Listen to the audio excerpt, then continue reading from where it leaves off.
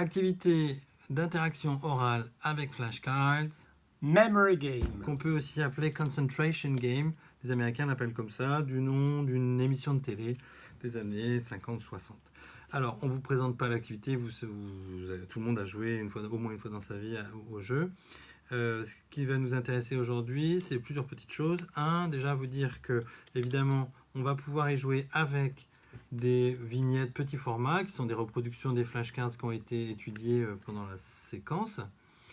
Ça peut donc être du lexique, mais aussi, et ça sera le cas dans la situation de jeu que l'on a ici, on peut avoir des formulations comme ici, I like ou bien do you like. Et en cycle 3, on pourra jouer avec à la fois les images et à la fois des écrits. On peut jouer avec des écrits. Donc là, on va vous montrer une situation de jeu. Ce qui est intéressant, c'est de voir dans quelle mesure on va pouvoir englober les éléments de vocabulaire dans des petites phrases et puis voir comment est-ce qu'on peut introduire une petite dose d'interaction. Alors, c'est parti. Alors, on vous explique quand même que ici, nous avons mis des images et ici, des mots. Allons-y. I start. This is a banana. Oh, bananas. Oh. It's a pear. Great. I'm lucky. So, I can play again. I like. And this is do you like. Your turn.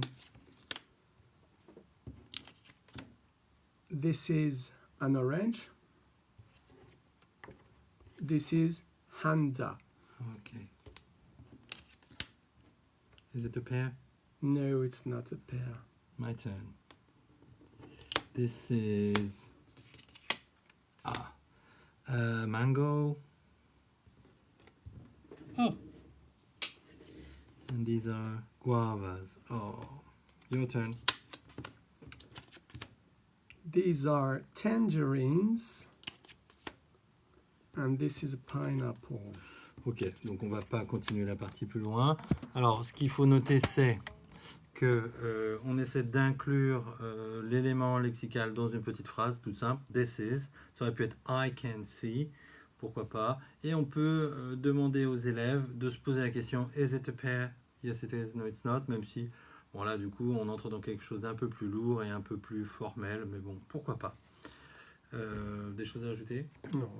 Voilà, bon, bah, vous connaissez cette activité, c'est juste un prolongement qui permet peut-être d'automatiser la lecture pour des cycles 3. Memory game or concentration game.